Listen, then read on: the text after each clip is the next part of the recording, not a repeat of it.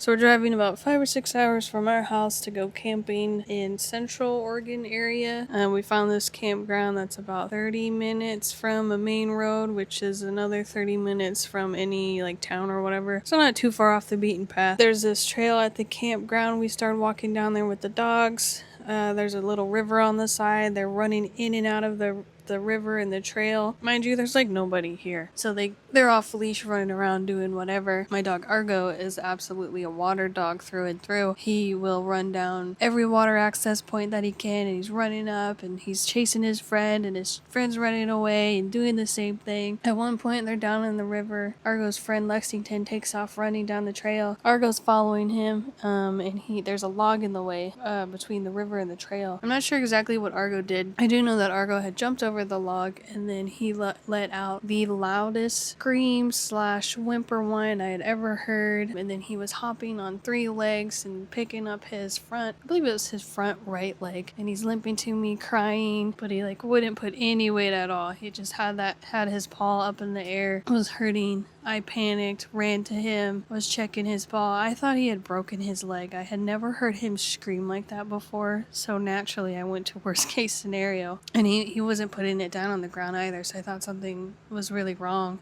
I'm looking at his leg. He's a little tender. 30 seconds later, he puts weight on it, and he's like, "Let me go. I'm fine. I don't need your attention anymore." And I'm like trying to make sure he's okay to like pull a muscle or pop a muscle or break a leg or whatever. And he's like, "No, I'm okay. Leave me alone." And then he goes back to running around and chasing his friend, and dogs are dramatic. Thought I would have to carry him out about a mile back to the campground. And luckily, before we got to the campground, I had looked at veterinarians and emergency pet hospitals in case something did happen. So I heard him scream, thought he broke his leg, and then was like, okay, how do I carry a 90-pound dog back to my car to then drive about 30, maybe 40 minutes to the nearest doggy hospital? Meanwhile, Argo just recovered in like 60 seconds, and he's like, "Let me go, I want to go play." He's something else. The next morning, his leg was a little tender. He had limped a little bit, but it's kind of like when you exercise the previous day and then you just sit down for a long time, the like acetic acid builds up until you start moving around, and then it kind of goes away.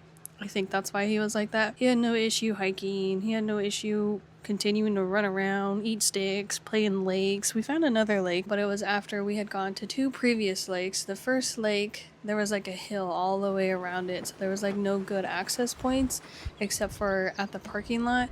But there was a lot of people at the parking lot, and I wanted the dogs, to play in the water. But we also wanted some privacy. So we went to another lake, but then the second lake that was like maybe 5 minutes away, they don't allow dogs. I guess I would assume in previous years there's been an issue with dog feces being left everywhere, or just like poorly behaved dogs, because owners are not the greatest sometimes. So we left there, went back towards our campground area, and found this like little, there's nobody else there. The boys got to play in the water. It was very shallow water, but they were chasing each other, jumping over the logs. Argo was eating the logs, so they had fun. And then his friend Lexington and his owner had gone their own separate ways. Then Argo and I and my other friend had gone to a different campground.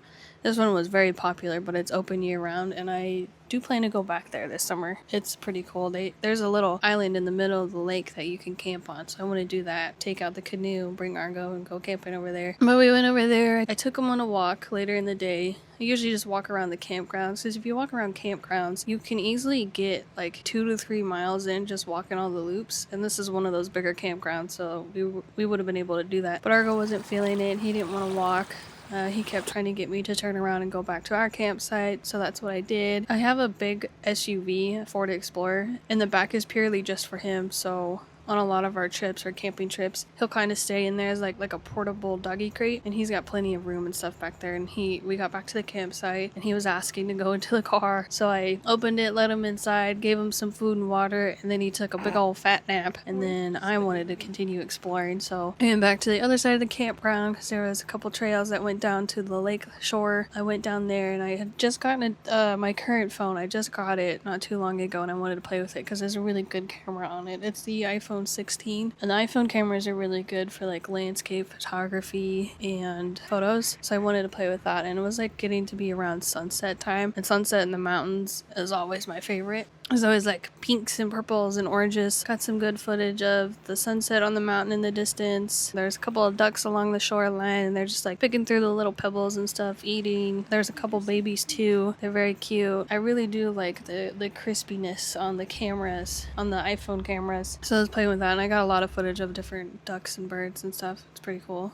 I found a couple logs that had a bunch of flowers around it. There's like nobody down there. It wasn't like super hot or anything, and there wasn't really any bugs, but there was like nobody down there, which I was a little surprised because the campground was full. It's got, I want to say like over 100 spots, but it was pretty full and I was like the only one down there. After that, called it a night, and then the next day we were headed home, but I still kind of wanted to explore the area, and nearby we found this like little day-use picnic area. There wasn't anybody there at the time, and there's a little trail that goes down along the shoreline, and there's like nobody there either. So then I let Argo go play in the water. He's got like ADHD or something, because I'll throw a stick in the water, he catches it, he runs out, he digs a hole, he eats some dirt, he finds another stick, chews on that stick, and then goes back out to fetch another one, all in like a 10-second span. So he did that for about an hour or so. A duck came over and he tried to chase it. I don't think he realizes the duck has the advantage in the water, but he tried to chase it a couple of times, and then it would fly out of the water and land like 50 feet away, and then Argo would pivot and try and chase it again, and then you can hear the duck just quacking as it flies away. I'm pretty sure the duck was laughing at him,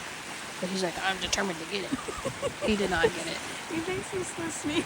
It's quacking at him. So that was it. That was our camping trip and how my dog almost broke his leg. Or how I thought he almost broke his leg. Thanks for coming along on this short adventure. See you next time. Bye!